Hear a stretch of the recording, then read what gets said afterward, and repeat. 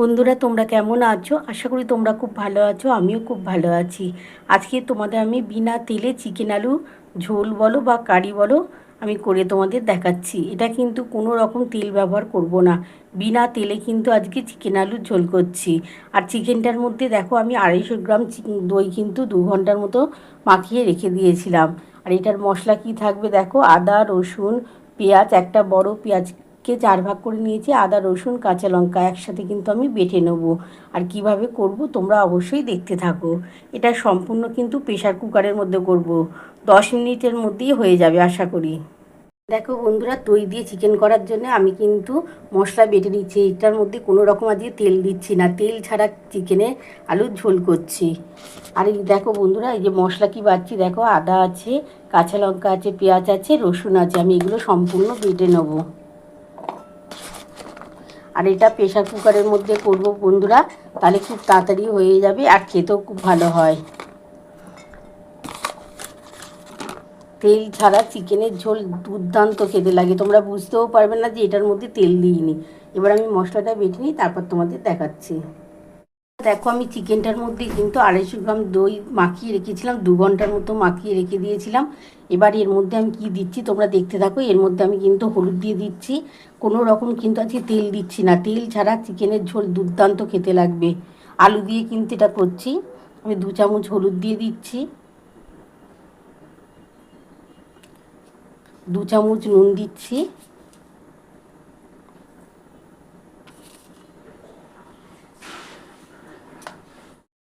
বন্ধুরা দেখো 1 চামচ ঝাল লঙ্কার গুঁড়ো দিচ্ছি, কারণ আমি 4-5টা কাঁচা লঙ্কা বেটে দিয়েছিলাম। এবার এই যে মশলাটা বেটে রেখেছি আদা রসুন পেঁয়াজ, এটা আমি দিয়ে দিচ্ছি।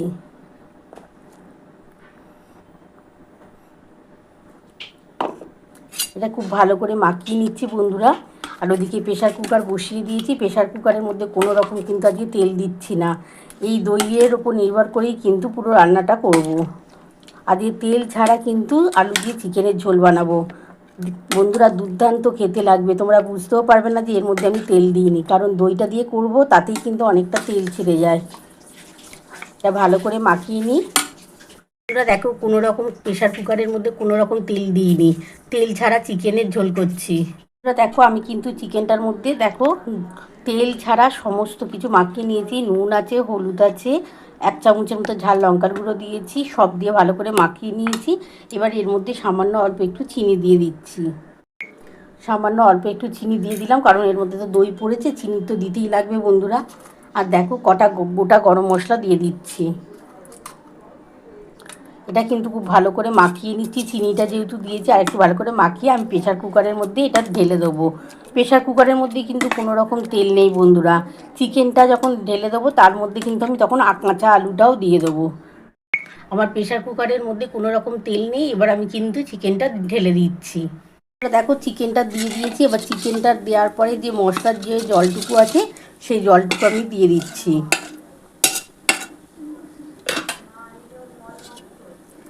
সেই জলটুকু দিয়ে দিচ্ছি, যে মশলার যে জলটা আছে জলটা দিয়ে দিলাম। এবার তার সাথে কিন্তু আমি এই আলুগুলো দিয়ে দিলাম। এবার ভালো করে এটা নাড়াচাড়া করব, নাড়াচাড়া করার পর একটু ভালো করে কষানো হয়ে গেলে আমি কিন্তু 1 বাটি থেকে 1.5 বাটির মতো জল দিয়ে দেবো। বন্ধুরা দেখো আমি কিন্তু দেখো তেল ছাড়া যে চিকেনের ঝোল হতে পারে তোমরা না দেখলে অবাক হয়ে যাবে, আর দারুণ খেতে হবে। আমি এটা ভালো করে কষিয়ে নিচ্ছি বন্ধুরা, তারপরে আমি তোমাদের দেখাচ্ছি। খুব বেশি ভালোভাবে কষাতে হবে এটা কিন্তু, কারণ এর মধ্যে কোনো তেল নেই, তার জন্য ভালোভাবে কষাবার দরকার। বন্ধুরা দেখো খুব ভালোভাবে কিন্তু চিকেনটাকে কষিয়ে নিতে হবে। দেখো যতটা ভালো করে তোমরা কষাতে পারবে ততটা কিন্তু চিকেনের ঝোলটা ভালো লাগবে। আর এর মধ্যে আলু দিয়ে একবারে কষাচ্ছি, দারুণ খেতে লাগবে বন্ধুরা। আর এর মধ্যে তো দই দিয়ে দিয়েছিলাম, তোমরা তো দেখেই নিয়েছো। আমি দইটা দিয়ে কিন্তু 2 ঘন্টার মতো রেখে দিয়েছিলাম মাখিয়ে। 2 ঘন্টা পর আমি কিন্তু এটা করছি রান্নাটা। খুব ভালোভাবে কষিয়ে নিচ্ছি বন্ধুরা, কিন্তু ঢাকাটা দিয়ে কষাচ্ছি। বন্ধুরা দেখো আমি ঢাকাটা একটু খুলে দেখি, কারণ আমি প্রেশার কুকারের মধ্যে ঢাকা দিয়ে করছি, কারণ তেল দিইনি তো, তাহলে কিন্তু খুব তাড়াতাড়িও হয়ে যাবে। আর দেখবে খুব, এই যে দইটা দিয়েছি তার দইয়ের বদলে কিন্তু দেখবে তেলটা ছেড়ে যাবে। দই দিয়েছি বলে দেখবে তেলটা ছাড়বে, দারুণ লাগবে। তোমাদের তেল না দিলেও চলবে, দইয়ের পরিমাণটা কিন্তু একটু বেশি দিতে হবে, তাহলে কিন্তু এই চিকেনটা খেতে ভালো লাগবে। দেখো খুব ভালোভাবে আমি কিন্তু কষিয়ে নিচ্ছি আগে। দেখো বন্ধুরা, খুব ভালোভাবে আমার কষানো হয়েছে। দেখো ভালোভাবে কষিয়ে নিই আগে।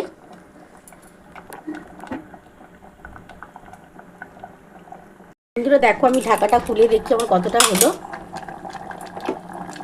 দেখো কত সুন্দর হচ্ছে, তেল ছাড়া কিন্তু চিকেনটা হচ্ছে, দারুণ খেতে লাগবে কিন্তু বন্ধুরা। দেখো খুব ভালোভাবে কিন্তু আমার কষানো হয়ে গেছে। আর 5 মিনিটের মতন কষিয়ে আমি কিন্তু জল দিয়ে দেবো। বন্ধুরা দেখো, আমার কিন্তু খুব ভালোভাবে দেখো কষানো কমপ্লিট হয়ে গেছে। দেখো খুব ভালোভাবে কিন্তু আমি কষিয়ে নিয়েছি। দেখো তেলটা কিন্তু, দেখো দই দিয়েছিলাম বলে দেখো খুবই সামান্য করে একটু তেল বেরিয়েছে, মনেই হচ্ছে না যে তেল ছাড়া হচ্ছে এটা। এবার আমি কিন্তু 1 বাটির মতো জল দিয়ে দিচ্ছি, মানে ছোটো বাটির 1 বাটি থেকে 1.5 বাটি জল দিচ্ছি। দেখো খুব ভালো করে কষানো হয়ে গেছে, এবার কিন্তু আমি 1.5 বাটির মতো জল দিয়ে দিচ্ছি।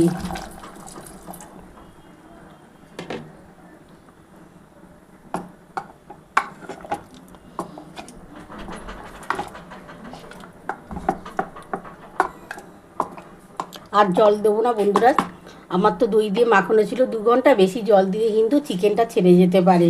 এবার এটা আমি ঢাকাটা দিয়ে দিচ্ছি, আমি 2খানা সিটি দিয়ে নামিয়ে নেবো। দেখো আমি কিন্তু প্রেশার কুকারে ঢাকাটা দিয়ে দিয়েছি, 2খানা সিটি পড়ে গেলে আমি নামিয়ে নেব। দেখো খুবই শর্টকাটে কিন্তু এই রেসিপিটা করেছি, তেল ছাড়া কিন্তু চিকেন আলুর কারি বলতে পারো বা ঝোল, দুর্দান্ত খেতে লাগবে বন্ধুরা। এটা হালকা পাতলা করেই করছি, তোমাদেরও ভালো লাগবে, তোমরা অবশ্যই একবার হলেও ট্রাই করো। 2টো সিটি পড়ে যাক বন্ধুরা, তারপর আমি নামিয়ে নেবো, নামিয়ে তোমাদের দেখাচ্ছি। বন্ধুরা দেখো আমার একটা সিটি পড়ে গেছে, আর একটা সিটি পড়ে গেলে আমি নামিয়ে নেবো, নামিয়ে তোমাদের দেখাচ্ছি। বন্ধুরা দেখো আমার কিন্তু 2খানা সিটি পড়ে গেছিলো, আমি নামিয়ে নিয়েছি। এবার ঢাকাটা একটু খুলে দেখি কতটা হলো। দেখো বন্ধুরা, আমি কিন্তু কোনো রকম তেল দিইনি, তেল ছাড়া দেখো চিকেনের আলুর ঝোল করলাম। দেখো কতটা সুন্দর লাগছে, মনে হচ্ছে না তেল দিয়ে করছি। দেখো দই দিয়েছিলাম না, আমি 250 গ্রাম দই, বেশি দই দিয়ে মাখিয়েছিলাম। দেখো ভালো হয়েছে না দেখতে বন্ধুরা, আমি এটা ঢেলে তোমরা দেখো আমি কিন্তু তেল ছাড়া চিকেন আলুর ঝোল করলাম। তোমরা তো পুরো রেসিপিটাই দেখে নিয়েছো আমি কিভাবে করেছি। তোমাদের যদি আমার এই রেসিপিটা ভালো লেগে থাকে প্লিজ একটা লাইক সাবস্ক্রাইব করতে ভুলো না, আর কমেন্ট বক্সে অবশ্যই জানিও কেমন হয়েছে। তাহলে এরকম আরও নতুন নতুন রেসিপি নিয়ে তোমাদের সামনে হাজির হব। Thank you.